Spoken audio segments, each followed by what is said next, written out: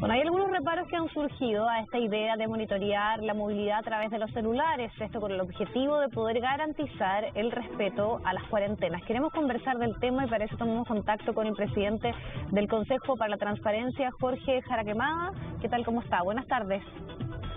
Hola, buenas tardes. Bueno, hablemos un poco de esta posible implementación de un sistema, que sabemos que esto ha ocurrido en otros lugares del mundo, sobre todo en Oriente, que fueron los primeros que empezaron a reportar y tuvieron que enfrentar la pandemia. ¿Esa posibilidad tiene algún tipo de complejidad desde el punto de vista de los datos privados, de un monitoreo que no corresponda netamente a la movilidad? Mira, depende de cómo se haga. Por eso nosotros hemos señalado que lo importante es conocer el detalle de cómo se van a implementar estas medidas. Porque acá en Chile nosotros tenemos dos cuestiones que hay que ver. Primero, es que nosotros tenemos una ley de datos personales que es muy antigua, es del año 99, y que no resuelve ninguna de estas cuestiones que se han venido presentando como dilemas en la actual emergencia sanitaria, ¿ya? Y lo segundo es cómo va a implementarse en concreto esta medida. ¿Qué datos se van a recoger de la población? ¿Va a ser solamente al nivel de la geolocalización, pero de carácter masivo, o sea, para evitar aglomeraciones, o va a permitirse individualizar a una persona determinada? Si es esto segundo, y es allí donde nosotros ponemos la advertencia, allí ya estamos en un plano de intromisión en la privacidad de las personas. El dato de geolocalización, de donde está ubicada geográficamente una persona y sus desplazamientos, es un dato obviamente personal y además es un dato de carácter sensible porque dice relación con los hábitos, ¿no es cierto?, que una persona puede tener. Entonces, dado eso, tiene un estatuto de regulación mucho más protector. La diferencia con otros países que han implementado esto es que nos llevan años luz de ventaja en materia de regulación o de protección de datos personales. Por lo tanto, cuando allí se hace, uno sabe claramente que los datos personales de personas determinadas, al ser utilizados, van a ser anonimizados y por lo tanto estas aplicaciones dan cuenta básicamente de la circulación de personas, de la movilidad de personas, pero en cuanto grupo, ¿ya? No en cuanto a personas determinadas. Y eso es lo que permite determinar, por ejemplo, si en una feria libre específicamente puede haber un monto, un N de personas que nos implique que hay una aglomeración y eso puede ser aumentar los riesgos de contagio. Ahora, ¿qué pasa con nuestra legislación? Porque ya sabemos que en el contexto de los datos personales se ha tenido que ir actualizando, porque si uno lo piensa, y cuánto se ha hablado de aquello al momento hasta de hacer una compra, se le pide el RUT y sabemos lo que hay detrás de eso, el uso que se le da. Entonces, pensando en esto que ya es algo que se está trabajando, porque aquí, claro, hay un problema de fondo y un contexto de pandemia, que es que efectivamente la movilidad no se reduce, hay que reducirla ojalá una cifra cercana a un 45, un 50% para que todo esto tenga efecto. ¿Qué debe ocurrir o qué dice nuestra normativa en este momento ante esta posibilidad? A ver, lo que pasa, Diana, es que la normativa nuestra no aborda ninguna de esas cuestiones que tú mencionabas. Es decir, cuando tú vas a un comercio y te piden datos personales, o cuando tú entras a un edificio y te piden también ciertos datos personales, nada de eso está regulado hoy día en la Ley de Protección de la Vida Privada, que es del año 99 y que es la que aborda el tema de los datos personales. Por eso que nosotros, como Consejo y otras instancias también, han venido insistiendo en el último tiempo que esta es una legislación que requiere una modernización para ponerse al nivel de los estándares internacionales y en ese sentido la regulación europea, diría yo, es la más adecuada. Nosotros hoy día estamos presentes en un proceso de discusión legislativa. Ya pasó ese proyecto por la Comisión de Constitución del Senado, ahora está radicado desde principios de año en la Comisión de Hacienda, que no lo ha podido ver porque, bueno, claro, dado la emergencia sanitaria, las dificultades económicas que ha implicado, obviamente ha tenido otras prioridades. Y es por eso que nosotros en abril le propusimos a las autoridades gubernamentales que podría avanzarse en una ley corta que precisamente pudiera, yo te diría, quirúrgicamente, poder resolver los temas que nos permitan enfrentar esta pandemia con las necesidades que se tienen, como estas aplicaciones, de una mejor forma, pero también con una forma de proteger los datos personales de las personas.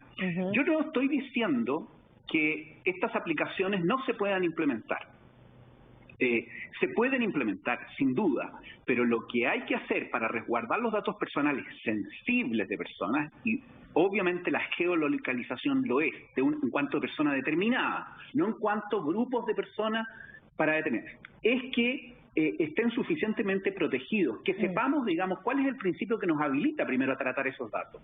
Y eso hoy no está en nuestra normativa, para que quede bien claro. Por lo tanto, el uso que se le pueda dar de lo que usted dice, que es este cuestionamiento a datos personales, que vayan más allá del movimiento que uno puede tener en la ciudad, no hay nada en nuestra legislación que establezca que ese uso esté acotado solamente a una cosa específica como es ahora, por ejemplo, poder revertir la movilidad en pandemia.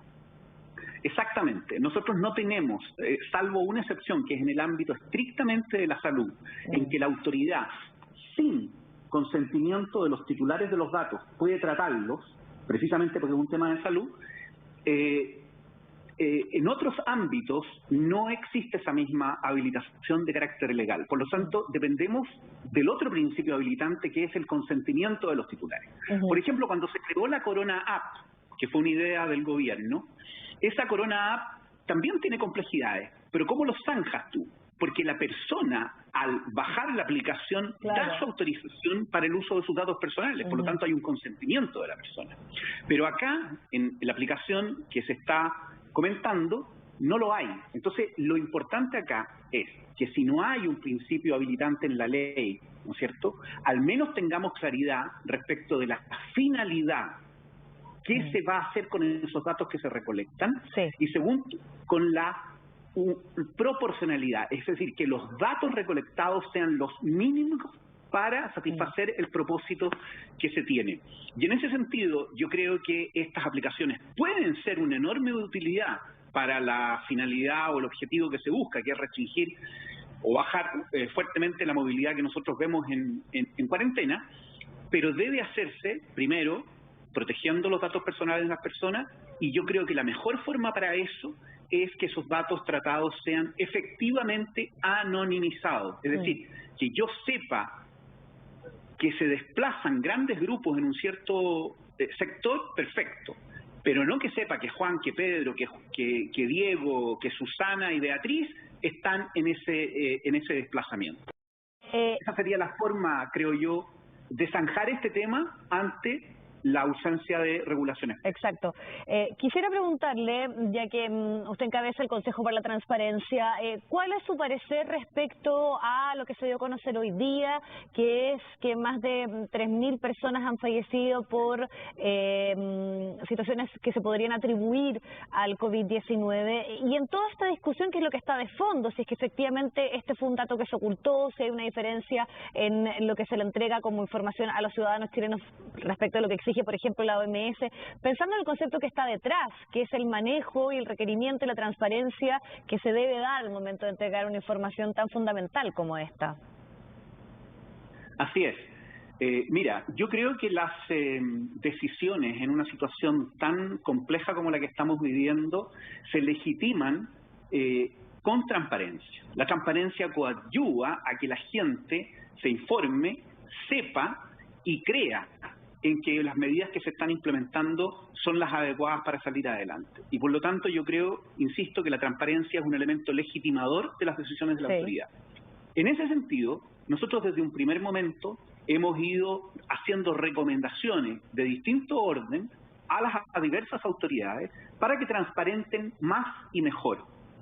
Yo creo que si nosotros miramos desde el principio de la pandemia hasta ahora, ha habido progresivamente mayor transparencia, una mejor, digamos, pedagogía, si tú quieres, en los datos que se están entregando. Ahora, creo yo que el sistema que tú planteas tiene que ver con distintas metodologías aplicadas dependiendo a quién se le está informando. El tema ahí tal vez es que debió eso haberse aclarado desde un principio para que todos comprendiéramos que uno era el dato cierto de los decesos ciudadanos, que era un dato de importancia para la opinión pública, y otro era un dato más técnico que a lo mejor requerían de ser entregado a organizaciones internacionales. Yo en eso creo que no es bueno ser digamos, como abogado del diablo siempre respecto de todas estas medidas. Yo entiendo que estamos en una situación extraordinariamente compleja, inédita, que no reviste ningún parangón para atrás, y yo no quisiera ser como ciertos opinólogos o ciertas ONG que de repente observan en esto cuestiones oscuras o incluso, digamos, se ponen a hacer recomendaciones que son maximalistas. ¿Usted no le ve intencionalidad? ¿Perdón? ¿Usted no le ve intencionalidad? Porque aquí se le preguntó varias veces si es que había un ocultamiento o no de información, que finalmente también lo que algunos, como usted dice, sectores cuestionan. Exactamente. Yo creo, primero parto del principio de la buena fe como buen abogado y creo, digamos, que no ha habido ocultación. Yo creo que lo que hay es datos distintos para cuestiones o para públicos diferentes. Ahora, creo que la autoridad pecó en el sentido de no haber aclarado esa situación desde un principio y probablemente se hubiera ahorrado muchos contratiempos, ¿ah? Pero creo que de repente pastelero tus pasteles, digamos. O sea, cuando yo veo un grupo de economistas o de abogados que están haciendo recomendaciones sobre qué es lo mejor para combatir un brote epidemiológico relevante como el que tenemos, no sé, me llama curiosidad. Bueno, ahí entonces también una opinión respecto a toda esta discusión que se ha generado en torno al tema y también este debate en el caso de la movilidad y el uso de la tecnología, así que vamos a ver cómo se avanza también en esa discusión. Muchísimas gracias, que estén muy bien. Gracias a ustedes. Buenas tardes. Vamos a ir a la pausa, 6:02, hacemos el alto y volvemos.